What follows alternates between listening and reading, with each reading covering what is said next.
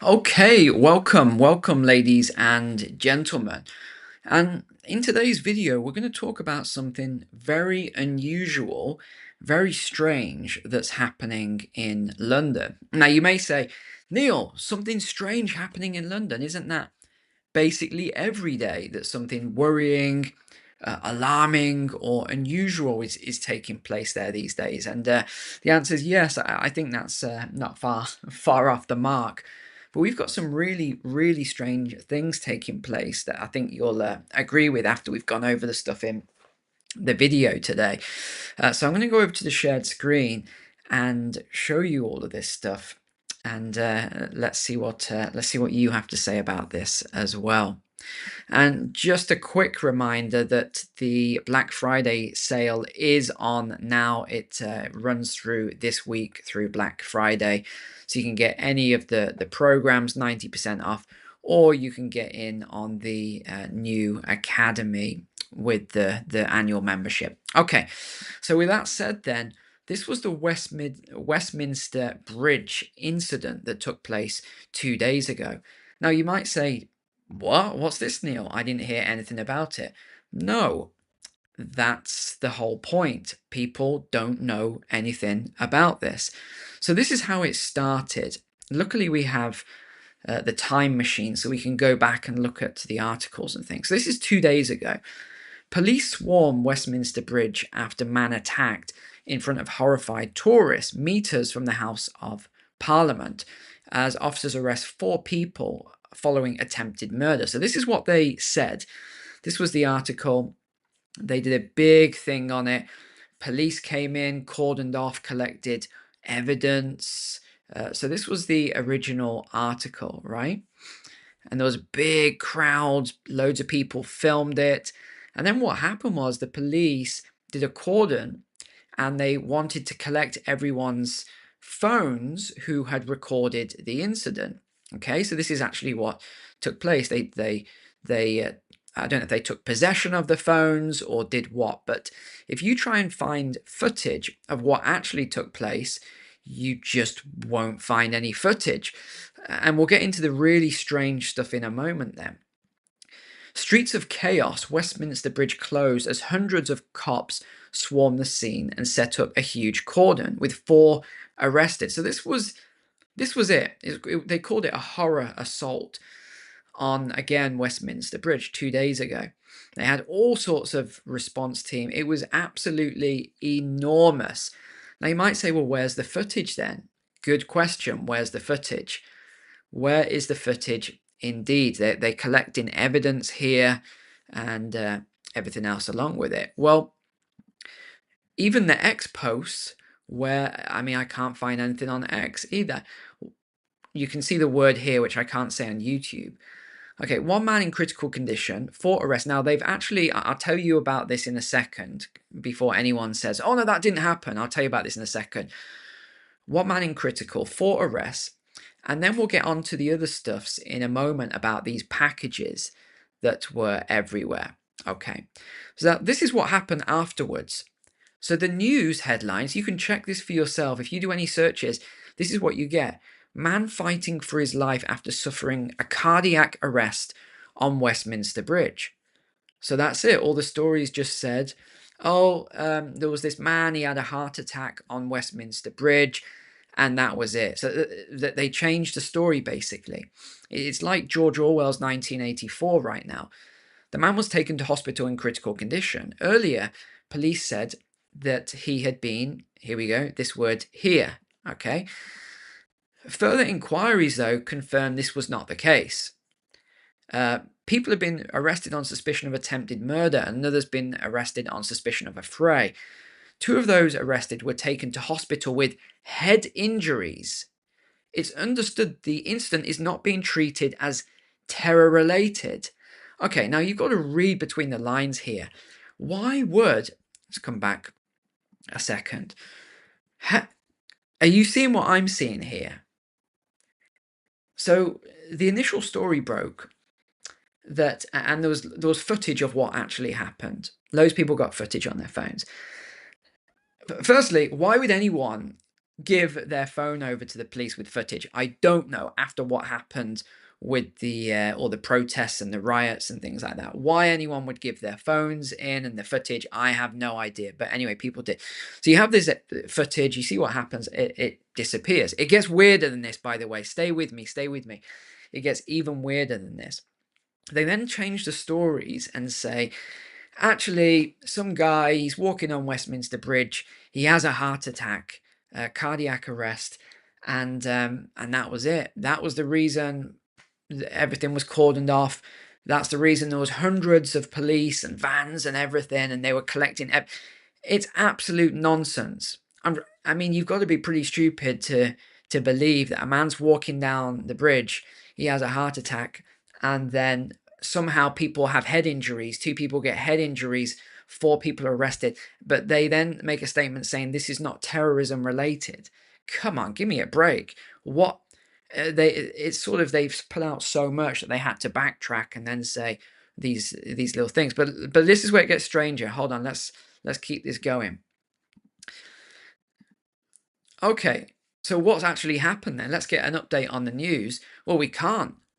They are now calling it a fight, that there was a fight actually, and a guy suffered a cardiac arrest. That's it. 2 days ago, nothing more on it. Man actually suffered a cardiac arrest.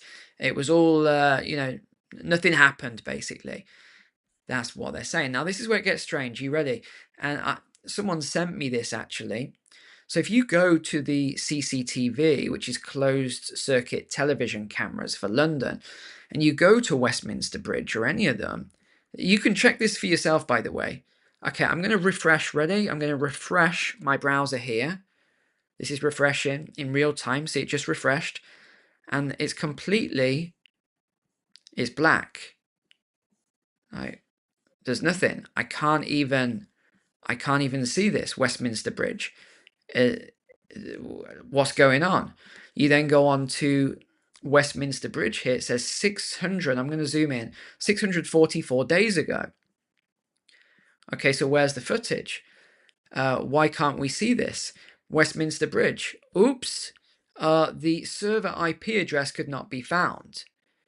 That's a bit strange. You start going through and you look at all the cameras, and all the cameras for Westminster Bridge are not working. Nothing's working. And it's not just that. What else have we had? I mean, if that's not strange enough, obviously. 3 packages all within 24 hours of one another. Have you heard anything about this?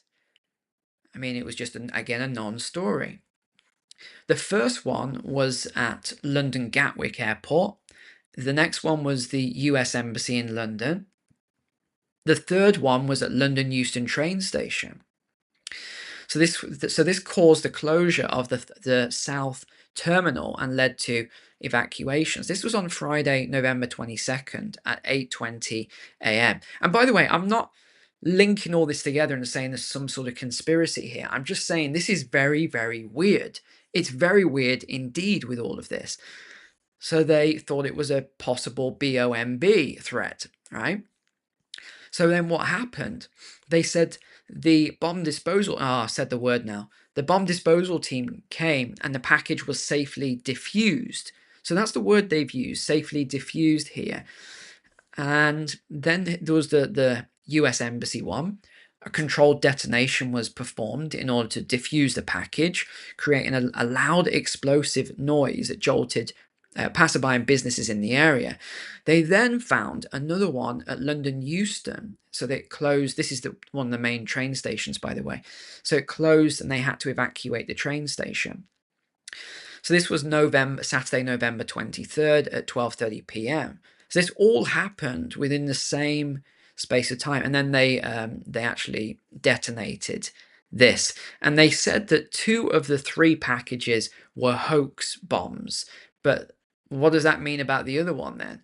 Because they said that when they had to detonate it and cordon it off, and it was a massive explosion. So what exactly does that mean is the question.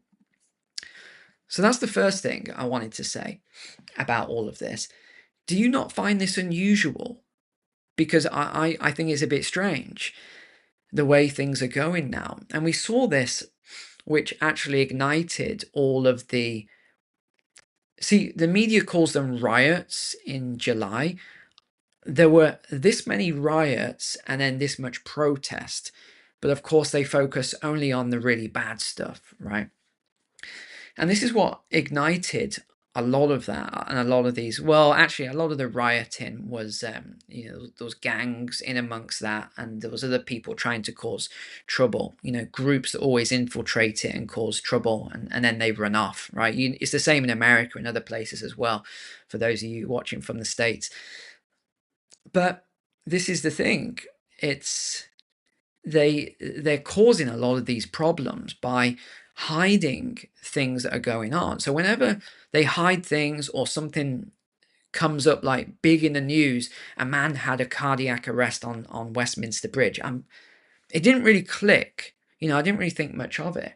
But then when you see that as the headline story over and over again, you're like, hold on, what's this about? And this actually triggers my brain to look into things when they change things around or they make a big thing out of nothing, right? It's all strange. Now, the other thing that's happened this week, if you have been following me for a while, you'll know all about BlackRock and everything else.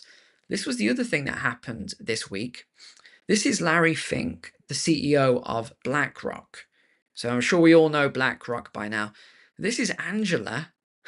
Let's just zoom in a little bit on these hands here. That's very cozy indeed. So let's have a look at this then.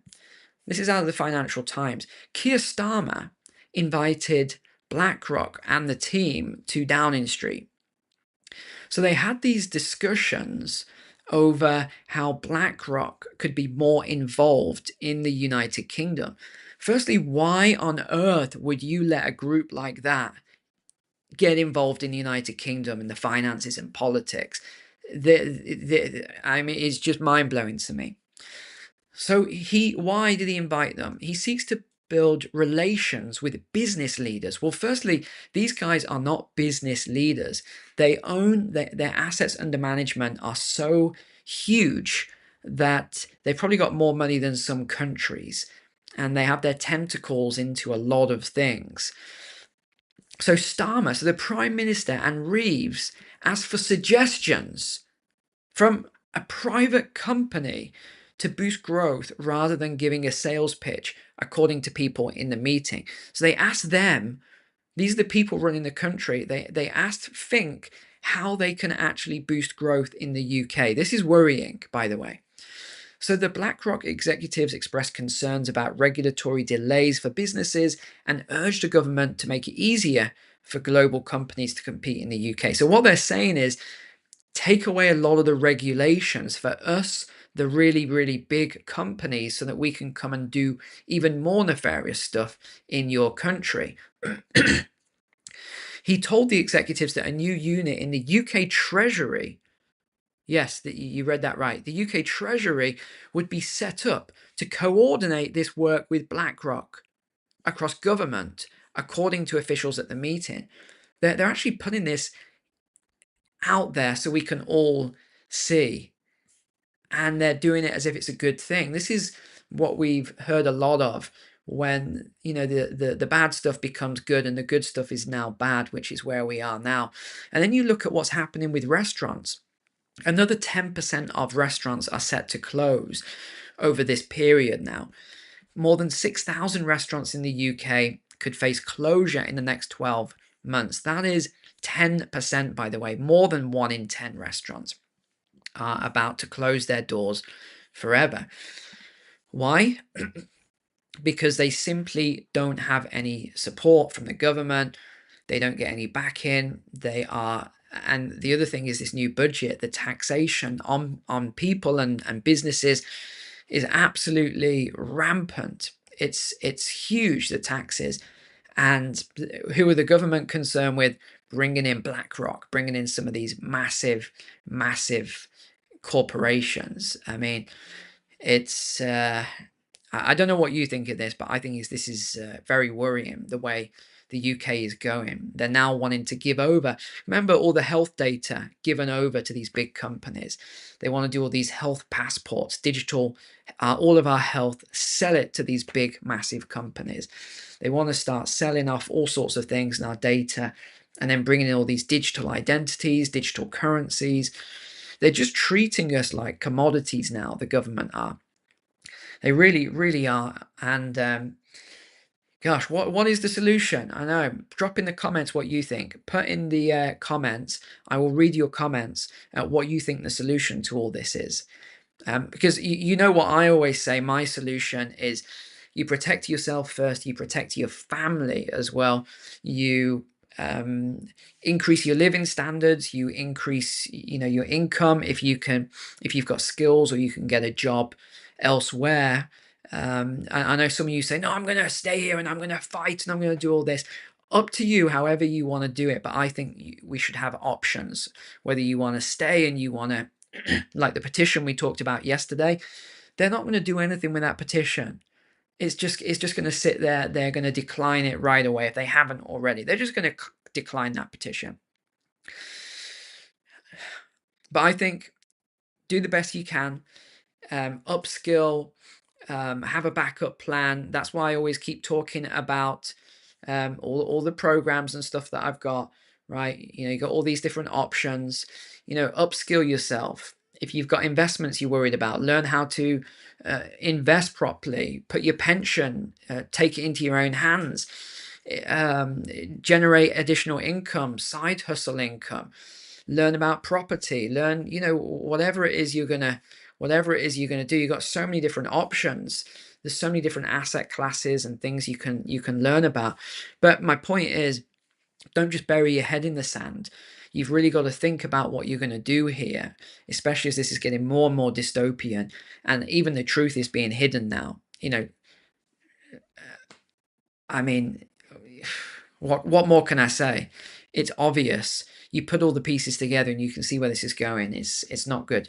All right. Thanks a lot for being online, guys. Take care. God bless you and your families. Stay safe out there. And hopefully my broadband will be back by tomorrow and we can stream from the studio. All right. Take care.